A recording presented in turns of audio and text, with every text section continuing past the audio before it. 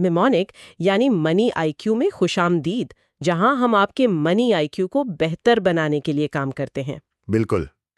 سب سے پہلے یہ کلیئر کر دوں کہ آج کا یہ جو ہمارا تفصیلی جائزہ ہے، یہ مارکیٹ کی گہرائی میں کی گئی ٹھوس ریسرچ پر مبنی ہے، اور یہ ہماری جے S rental rate video series کا ایک حصہ ہے۔ ہاں، یہ سیریز کافی اہم ہے سرمایہ کاروں کے لیے۔ صحیح کہا۔ تو جب بھی پراپرٹی مارکیٹ کی بات آتی ہے نا، تو ذہن میں فوراً وہی کروڑوں روپے کا خرچہ، کاغذات کے ڈھیر اور قبضہ مافیا کے خطرات آتے ہیں۔ لیکن آج کا ہمارا focus J S rental rate پر ہے۔ ایگزیکٹلی، اینٹ اور پتھر سے نکل کر نمبرز پر آنے والی بات ہے۔ ہاں، تو آج ہم اس کے آئی پی او، اس کی پیش کردہ قیمت جو ویلیویشن ہے، اور اکاؤنٹس، بیلنس شیٹ وغیرہ کا جائزہ لیں گے، اور فیوچر پروسپیکٹس کو بھی دیکھیں گے۔ تو سب سے پہلے یہ بتائیں کہ اس آئی پی او کا مارکیٹ میں اتنا شور کیوں ہے؟ یعنی ریٹ آخر ہے کیا چیز؟ دیکھیں، اگر آسان لفظوں میں سمجھایا جائے تو ریٹ یعنی real estate investment trust basically real estate کا ایک میوچل فنڈ ہے۔ اچھا، میوچل فنڈ کی طرح؟ بالکل، جیسے میوچل فنڈز اسٹاک مارکیٹ میں سرمایہ کاری کرتے ہیں، ویسے ہی ریٹس کیا کرتے ہیں کہ وہ اعلیٰ درجے کی کمرشل پراپرٹیز میں سرمایہ لگاتے ہیں، پھر وہاں سے جو کرایہ آتا ہے وہ منافع بن کر تمام یونٹ ہولڈرز میں تقسیم ہو جاتا ہے۔ اوہ، تو یعنی امیر لوگوں والی پراپرٹیز میں چھوٹا سرمایہ کار بھی حصہ لے سکتا ہے؟ ہاں، فنڈا یہی ہے۔ اور اب آتے ہیں اس جے ایس رینٹل ریٹ کے آئی پی او کی ڈیٹیلز پر۔ J S lands private limited اپنی ملکیت کا 25% حصہ یعنی تقریباً 53.6 ملین یونٹس عام عوام کے لیے پیش کر رہا ہے۔ صحیح، 53.6 ملین یونٹس۔ اور اس کی قیمت کیا رکھی گئی ہے؟ ہر یونٹ کی پیش کردہ قیمت یا آفر پرائس 10.70 روپے مقرر کی گئی ہے۔ اس میں 10 روپے فیس ویلیو ہے اور 0.70 روپے پریمیم شامل ہے۔ اچھا، 10.70 روپیز۔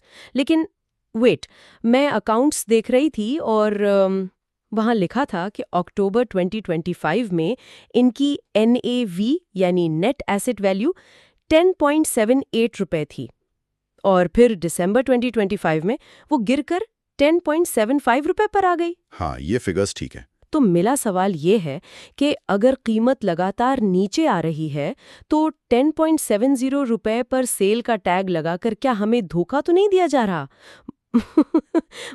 کیا یہ واقعی مناسب ہے یا کوئی گرتی ہوئی چھری پکڑنے والی بات ہے؟ نہیں، یہ ایک بہت کامن مسکنسیپشن ہے۔ یہاں ناو کی اصطلاح سمجھنا ضروری ہے۔ ناو کا مطلب ہے اثاثوں کی خالص قدر، یعنی اگر سب کچھ بیچ دیا جائے تو ہر یونٹ کے پیچھے کیا بچے گا۔ صحیح۔ اب جو آپ نے کمی کی بات کی، 10.78 سے 10.75 تک آنا، یہ اثاثوں کے فرسودہ ہونے یا ویلیو گرنے کی وجہ سے نہیں ہوتی۔ یہ عام طور پر منافع کی تقسیم یعنی ڈیویڈنڈ پے آؤٹ اور اکاؤنٹنگ ایڈجسٹمنٹس کی وجہ سے ہوتا ہے۔ تو وہ پیسہ انہوں نے بانٹ دیا ہوتا ہے۔ ایگزیکٹلی۔ اور دوسری بات، اگر ناو 10.75 ہے اور پیشکش 10.70 کی ہے تو ٹیکنیکلی آپ کو بک ویلیو پر ایک ڈسکاؤنٹ مل رہا ہے۔ یہ اوور ویلیوڈ نہیں ہے۔ اچھا، یعنی 10.75 کی چیز ہمیں 10.70 میں دی جا رہی ہے۔ کاغذی حساب تو ٹھیک لگ رہا ہے، لیکن قیمت اور ناو اپنی جگہ، دراصل اس 10.70 روپے کے بدلے خریدا کیا جا رہا ہے۔ اصل اثاثے کیا ہیں؟ اصل اثاثے ہی تو ریڑھ کی ہڈی ہیں اس کی۔ یہ اثاثہ کراچی کے علاقے صدر میں عبداللہ ہارون روڈ پر 10 سینٹر نامی بلڈنگ کے 7 فلورز ہیں۔ 10 سینٹر، صحیح۔ کون کون سے فلورز؟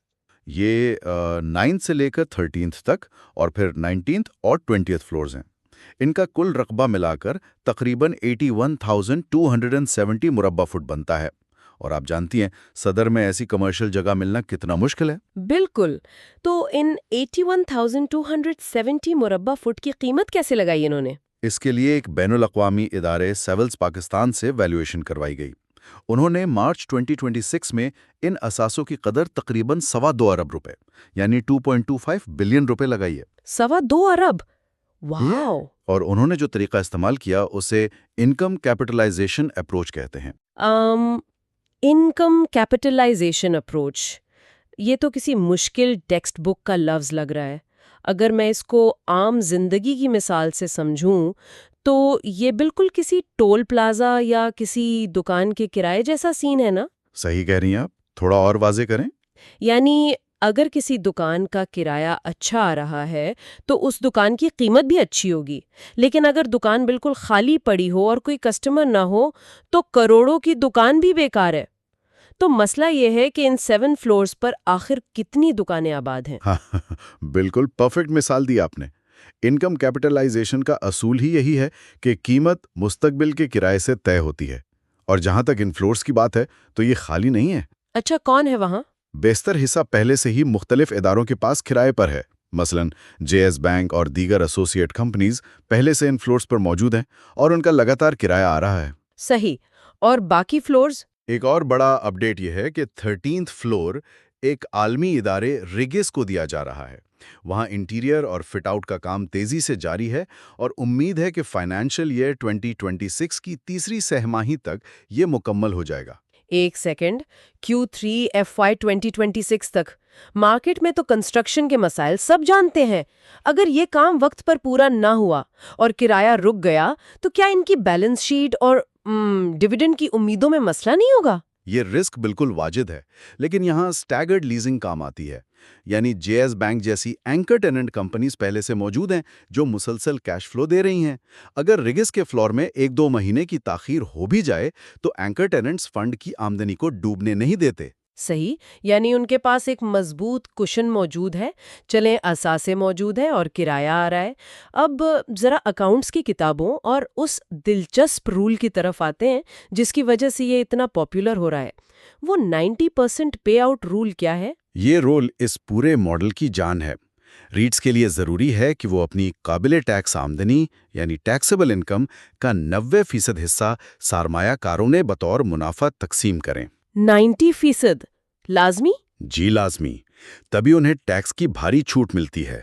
اگر وہ آمدنی دبا کر رکھیں گے تو حکومت ان پر بھاری ٹیکس لگا دے گی۔ اس لیے بیلنس شیٹ انتہائی پرکشش بن جاتی ہے اور ای پی ایس یعنی ارننگز پر یونٹ مثبت نظر آتی ہے۔ یعنی ہر سال آمدنی کا 90% حصہ بغیر کسی بحث کے سیدھا یونٹ ہولڈرز کو مل جائے گا۔ یہ تو اس دوست جیسا حساب ہے جو اپنی پاکٹ منی کا 90% ہمیشہ شیئر کرتا ہے۔ بالکل، لیکن بس فرق یہ ہے کہ دوست کا موڈ بدل سکتا ہے۔ یہاں قانون لاگو ہے۔ لیکن دیکھیں، اس کے دوسرے رخ کو دیکھنا بھی ضروری ہے۔ رسک فیکٹرز بھی ہیں۔ اچھا، رسک کیا ہے اس میں جب اتنا اچھا کرایہ آ رہا ہے؟ سب سے بڑا رسک کریڈٹ رسک ہے۔ اگر ان کارپوریٹ کرایہ داروں میں سے کوئی مالی مشکلات کا شکار ہو جائے اور وقت پر پیسے نہ دیں تو آمدنی متاثر ہوگی۔ صحیح، اینکر ٹیننٹ پر انحصار کا خطرہ۔ بالکل۔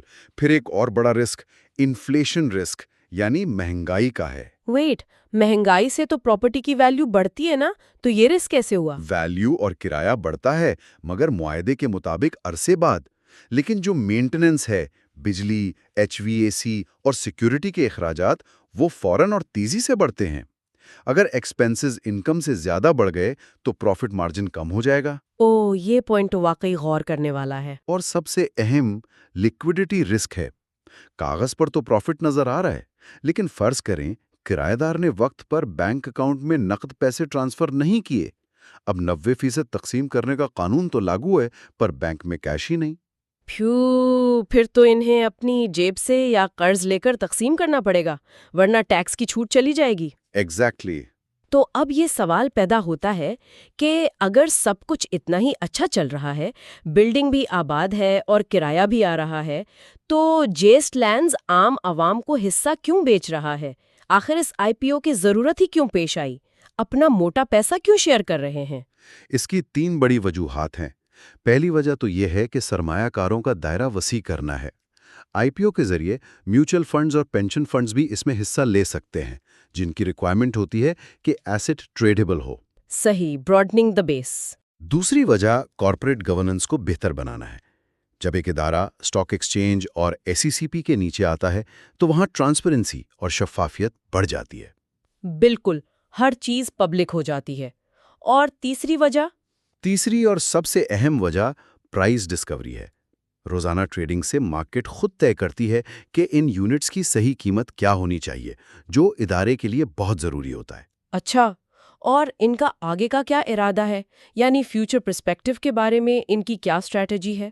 ان کی اسٹریٹجی مزید پریمیم کمرشل پراپرٹیز کو شامل کرنا اور آکیوپینسی کو مکمل کرنا ہے۔ آج کل آپ نے نوٹ کیا ہوگا، مہنگائی کی وجہ سے لوگ ریزیڈینشل کی بجائے کمرشل کی طرف آ رہے ہیں، جہاں کرائے کی آمدنی زیادہ محفوظ سمجھی جاتی ہے۔ تو کیا اس کا مطلب یہ ہے کہ ہم اپنا پیسہ اینٹوں اور پتھروں میں لگانے کے بجائے صرف شیئرز کے ذریعے اعلیٰ ترین کمرشل پراپرٹیز کے مالک بن سکتے ہیں؟ جی ہاں، بالکل۔ ریٹ کا بنیادی فائدہ ہی یہی ہے۔ صحیح۔ تو ہم نے اس جے ایس رینٹل ریٹ کی ویلیویشن دیکھی، 90% رول دیکھا، اور اس آئی پی او کے پیچھے جو وجہ تھی وہ بھی سمجھی۔ لیکن اس سے پہلے کہ ہم اپنا یہ جائزہ ختم کریں، ایک پوائنٹ ہے جو میں سوچ رہی تھی، اور یہ شاید بیلنس شیٹ میں نہ ملے۔ صحیح، کیا پوائنٹ ہے؟ جس تیزی سے دنیا میں کام کرنے کے طریقے تبدیل ہو رہے ہیں، ریموٹ ورک کا ٹرینڈ بڑھ رہا ہے اور لوگ آفس سے باہر کام کرنا پسند کر رہے ہیں، تو کیا آنے والے برسوں میں پاکستان کے بڑے شہروں میں کمرشل آفس سپیس کی مانگ واقعی اسی طرح برقرار رہے گی جیسا ان اکاؤنٹس میں تصور کیا گیا ہے؟ یہ واقعی ایک بہت اچھا اور پروووکیٹو تھاٹ ہے سرمایہ کاروں کے سوچنے کے لیے۔ بالکل۔ تو بس اسی سوال کے ساتھ اسے ریپ اپ کرتے ہیں۔ دی مونک میں اس گہرائی سے کیے گئے تجزیے کو سننے کا بہت شکریہ۔ مستقبل کی ایسی ہی اپڈیٹس اور ڈیپ مارکیٹ ریسرچ کے لیے بیل آئیکن پریس کریں اور ہمارے چینل کو لائک اور سبسکرائب ضرور کریں۔ اور ہاں، اپنی رائے دینا نہ بھولیے گا۔ بالکل۔ کامنٹس میں ان ٹاپکس یا کمپنیز کے نام تجویز کریں جن پر آپ ریسرچ بیسڈ کنٹینٹ دیکھنا چاہتے ہیں۔ اگلے جائزے تک کے لیے خدا حافظ۔ Like and subscribe.